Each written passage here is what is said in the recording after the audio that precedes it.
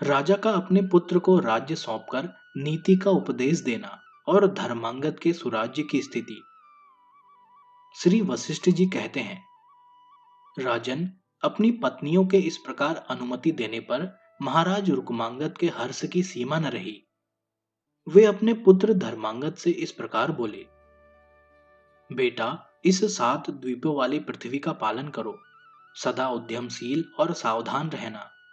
किस अवसर पर क्या उचित करना है, इसका सदा ध्यान रखना। सदाचार का पालन हो रहा है या नहीं, इसकी ओर दृष्टि रखना।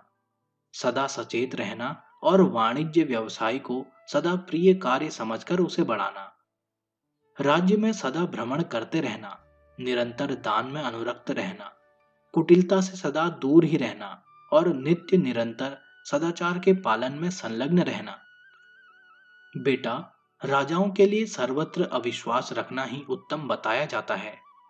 खजाने की जानकारी रखना आवश्यक है।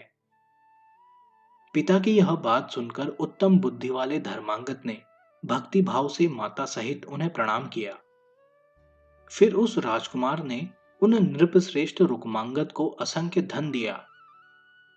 उनकी आज्ञा का पालन करने के लिए बहुत से सेवकों और कंठ में सुवर्ण का हार धारण करने वाली बहुत सी दासियों को नियुक्त किया।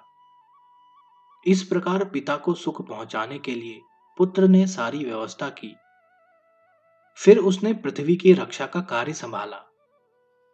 तदंतर अनेक राजाओं से घिरे हुए राजा धर्मांगद 7 द्वीपों से युक्त संपूर्ण पृथ्वी पर भ्रमण करने लगे। उनके भ्रमण करने से परिणाम यह होता था कि जनता के मन में पाप बुद्धि नहीं आती थी। उनके राज्य में कोई भी वृक्ष फल और फूल से हीन नहीं था। कोई भी खेत ऐसा नहीं था जिसमें जौ या धान आदि की खेती लहलहाती न हो। उस राज्य की सभी गौएं घड़ा भर दूध देती थी। उस दूध में घी का अंश अधिक होता था और उसमें शक्कर के समान मिठास रहती थी। वह दूध उत्तम पेय, सब रोगों का नाशक, पाप निवारक तथा पुष्टिवर्धक होता था। कोई भी मनुष्य अपने धन को छिपाकर नहीं रखता था। पत्नी अपने पति से कटुवचन नहीं बोलती थी। पुत्र विनयशील तथा पिता की आज्ञा के पालन में तत्पर होता था। पुत्र वधू सास के हाथ में रहती थी। साधारण लोग ब्राह्मणों के उपदेश के अनुसार चलते थे। श्रेष्ठ द्विज वेदोक्त धर्मों का पालन करते थे। मनुष्य एकादशी के दिन भोजन नहीं करते थे। पृथ्वी पर नदियां कभी नहीं सूखती थी। धर्मांगद के राज्य पालन में प्रवृत्त होने पर संपूर्ण जगत पुण्यात्मा हो गया था। भगवान के दिन एकादशी व्रत का सेवन करने से सब लोग इस जगत में सुख भोग कर अंत में भगवान विष्णु के वैकुंठ धाम में जाते थे।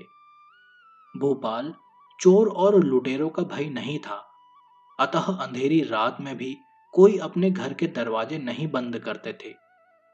इच्छानुसार विचरने वाले अतिथि घर पर आकर ठहरते थे। किसी के लिए कहीं रोक टोक नहीं थी। हल चलाए बिना ही सब ओर अन्न की अच्छी उपज होती थी। केवल माता के दूध से बच्चे खूब हृष्ट पुष्ट रहते थे और पति के संयोग से युवतियां भी पुष्ट और संतुष्ट रहती थी। राजाओं से सुरक्षित होकर समस्त जनता हृष्ट पुष्ट रहती थी तथा शक्ति सहित धर्म का भी भली भांति पोषण होता था। इस प्रकार सब लोगों में धर्म प्रेम की प्रधानता थी।